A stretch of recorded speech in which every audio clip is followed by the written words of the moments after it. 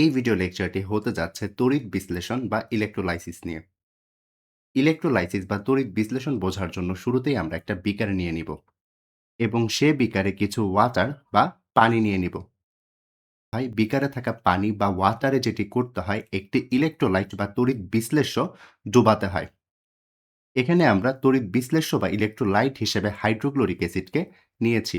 Hydrochloric acid বা HCl কে যদি আমরা পানিতে ডুবিয়ে দিই, তাহলে সে আয়নিত হয়ে H+ এবং Cl- তৈরি করবে। এখানে বলে রাখা ভালো, তড়িৎ বিশ্লেষণ করার জন্য আমাদেরকে ইলেকট্রোলাইট বা তড়িৎ বিশ্লেষ্য হিসেবে ওই সকল পদার্থই নিতে হবে যারা আয়নিক ধর্মের, এবং সে আয়নিক যৌগের সলিড অবস্থা বা কঠিন অবস্থা নিলে হবে না। তড়িৎ বিশ্লেষণের জন্য যে ইলেকট্রোলাইট বা তড়িৎ বিশ্লেষ্যটি ইউজ করা হয়, সেটি অবশ্যই হতে হবে গলিত অবস্থায় বা জলীয় অবস্থায়। তো এই ক্ষেত্রে আমরা তড়িৎ বিশ্লেষ্যের জলীয় অবস্থা নিয়েছি। কিভাবে বুঝলাম? কারণ এখানে যে আমরা HCl নিয়েছি, অর্থাৎ তড়িৎ বিশ্লেষ্যটি নিয়েছি, তাতে আমরা কোথায় ডুবিয়েছি? তাকে আমরা ডুবিয়েছি ওয়াটার বা পানিতে। আর আমরা জানি ওয়াটার বা পানি যখন কোনো একটা পদার্থের সাথে মিশ্রিত থাকে, তখন আমরা তাদেরকে বলি জলীয় দ্রবণ। তো এই ক্ষেত্রে আমাদের HCl বা তড়িৎ বিশ্লেষ্যটি হচ্ছে জলীয় দ্রবণ বা জলীয় অবস্থায় রয়েছে। তারপর যে কাজটি করতে হয় সেটি হচ্ছে, এই যে বিকারটি আছে, সেই বিকারে দুটি ধাতব দণ্ড ডুবিয়ে দিতে হয়। বলে রাখা ভালো, এই যে ধাতব দণ্ড দুটি রয়েছে, এই ধাতব দণ্ড দুটিকে বলা হয় ইলেকট্রোড বা তড়িৎদ্বার।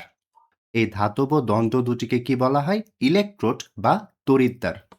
তারপর এই যে দুটি ধাতব দণ্ড অর্থাৎ ইলেকট্রোড বা তড়িৎদ্বার রয়েছে, তাদেরকে ব্যাটারি দিয়ে সংযুক্ত করতে হয়। আর এখানে ব্যাটারির যে বড় ভার্টিক্যাল লাইনটি রয়েছে, অর্থাৎ এটিকে বলা হয় ধনাত্মক টার্মিনাল বা পজিটিভ টার্মিনাল, এবং ছোট যে লাইনটি রয়েছে ভার্টিক্যাল, তাকে বলা হয় ঋণাত্মক টার্মিনাল বা নেগেটিভ টার্মিনাল। তো এখান থেকে দেখা যাচ্ছে বাঁ পাশের যে তড়িৎদ্বার বা ইলেকট্রোডটি আছে, সেটি হচ্ছে পজিটিভ টার্মিনালের সাথে যুক্ত। তাই ব্যাটারির পজিটিভ টার্মিনাল থেকে ধনাত্মক চার্জগুলো এই বাঁ পাশের ইলেকট্রোড বা তড়িৎদ্বারে চলে যাবে। অন্যদিকে যেহেতু ডান পাশের যে ইলেকট্রোড বা তড়িৎদ্বারটি আছে, সে যেহেতু নেগেটিভ টার্মিনালের সাথে যুক্ত, তাই নেগেটিভ টার্মিনালে থাকা ইলেকট্রন বা ঋণাত্মক চার্জগুলো হচ্ছে ডান পাশের তড়িৎদ্বার বা ইলেকট্রোডে চলে আসবে। তো এখানে দেখা যাচ্ছে আমার দ্রবণে H+ রয়েছে, রাইট? এবং Cl- রয়েছে, যারা এসেছে তড়িৎ বিশ্লেষ্য অর্থাৎ ইলেকট্রোলাইট থেকে। যেহেতু এই তড়িৎদ্বারটা পজিটিভ চার্জে আহিত, তাই যেটি হয়, এই যে নেগেটিভ চার্জটি রয়েছে, সে এই পজিটিভ তড়িৎদ্বারে চলে যায়। কি বললাম? এই যে নেগেটিভ চার্জটি রয়েছে, সে কোথায় যাবে? পজিটিভ বা ধনাত্মক ইলেকট্রোড যেটা আছে সেটাতে যাবে। গিয়ে সে একটা ইলেকট্রন ছেড়ে দেয়। অর্থাৎ এই ক্ষেত্রে যেহেতু ক্লোরাইড দ্রবণ থেকে গিয়ে একটা ইলেকট্রন ইলেকট্রোডে ছেড়ে দিয়েছে, অর্থাৎ এই ক্ষেত্রে তার জারণ হয়েছে। কেন জারণ হয়েছে? কারণ জারণ মানে হচ্ছে ইলেকট্রনের ছাড়ন। যেহেতু এই যে তড়িৎদ্বারটি আছে, এই তড়িৎদ্বারে ইলেকট্রনের ছাড়ন হয়েছে, তাই বলা হয় এখানে জারণ হয়েছে। যেহেতু এই তড়িৎদ্বারে জারণ হয়েছে, তাই এটা হচ্ছে একটা জারণ অর্ধবিক্রিয়া। আর জারণ যেই তড়িৎদ্বারে হয়, তাকে বলা হয় অ্যানোড।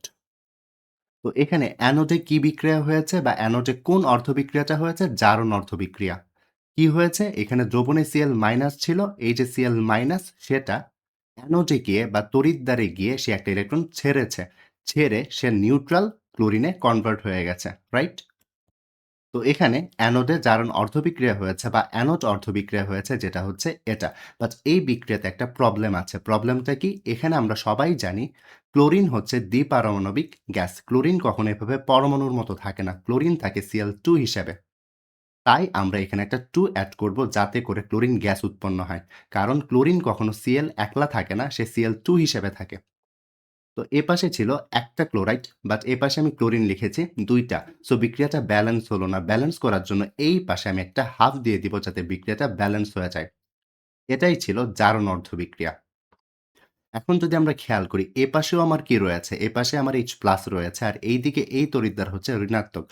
পজিটিভ এবং নেগেটিভ আকর্ষণ করবে, রাইট? তাহলে কি হবে? তাহলে এই যে দ্রবণে থাকা H+ ওই তড়িৎদ্বারে চলে যাবে। H+ এই ইলেকট্রোড বা তড়িৎদ্বারে আসার পর সে যেটা করবে, সে এইখানে যেহেতু তড়িৎদ্বারে নেগেটিভ আছে, এই নেগেটিভ থেকে একটা ইলেকট্রন বা একটা নেগেটিভ চার্জ এই H+ টা গ্রহণ করে নিউট্রাল H এ কনভার্ট হয়ে যাবে। অর্থাৎ এই ক্ষেত্রে ইলেকট্রনের গ্রহণ হচ্ছে, আর ইলেকট্রনের গ্রহণ মানে হচ্ছে বিজারণ হওয়া। অর্থাৎ এই তড়িৎদ্বারে কি হচ্ছে? এই তড়িৎদ্বারে বিজারণ অর্ধবিক্রিয়া হচ্ছে। আর বিজারণ অর্ধবিক্রিয়া যেখানে হয়, সেই তড়িৎদ্বারকে বলা হয় ক্যাথোড। তো এখানে কি হয়েছে? এইখানে দ্রবণে H+ ছিল, রাইট? অর্থাৎ দ্রবণে H+ ছিল। সেই H+ এইখানে ইলেকট্রোড বা তড়িৎদ্বারে গিয়ে একটা ইলেকট্রন গ্রহণ করল। গ্রহণ করে নরমাল H হয়ে গেল, রাইট? নরমাল H হয়ে গেল। বাট এখানেও আরেকটা প্রবলেম যেটা সেটা হচ্ছে হাইড্রোজেনও কখনো H পরমাণু হিসেবে থাকে না, একা থাকে না। সে H2 হিসেবে থাকে। তাই এখানে H2 লিখেছি। আবারও দেখতে পাচ্ছি এখানে H আছে ২ টা আর এপাশে H আছে ১ টা। সো ব্যালেন্স করতে হবে।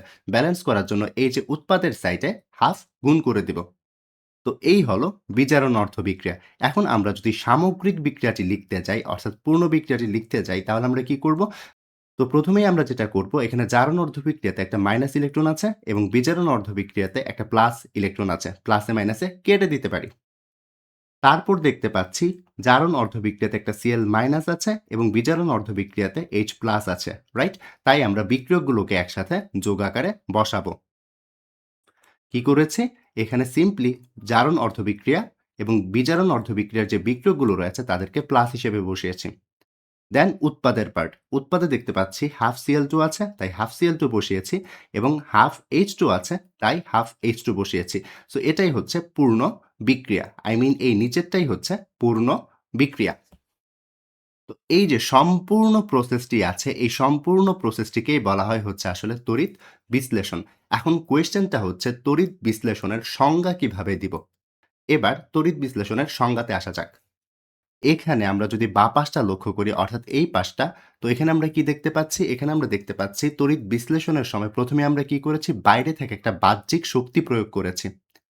কি করেছি? বাইরে থেকে বাহ্যিক শক্তি প্রয়োগ করা হয়েছে। কে করেছে? এই যে ব্যাটারিটি রয়েছে, এই ব্যাটারিটি হচ্ছে বাইরে থেকে বাহ্যিক শক্তি প্রয়োগ করেছে। অর্থাৎ তড়িৎ শক্তি প্রয়োগ করেছে।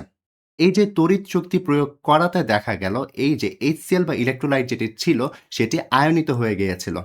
আয়নিত হওয়ার পর আয়নগুলো একজন গেছে অ্যানোডে, আরেকজন গেছে ক্যাথোডে এবং অ্যানোডে গিয়ে ক্লোরিন গ্যাস এবং ক্যাথোডে গিয়ে হাইড্রোজেন গ্যাস উৎপন্ন হলো।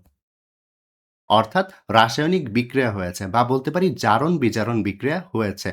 এই পুরো প্রসেসটিকেই আসলে বলা হয় তড়িৎ বিশ্লেষণ। অর্থাৎ সিম্পলি বলতে গেলে তড়িৎ বিশ্লেষণ হচ্ছে বাইরে থেকে তড়িৎ শক্তি ব্যবহার করে আমরা যখন কোনো একটা তড়িৎ বিশ্লেষ্য পদার্থের তড়িৎ বিশ্লেষণ করি, করে রাসায়নিক বিক্রিয়া ঘটাতে পারি তাকেই বলা হয় তড়িৎ বিশ্লেষণ।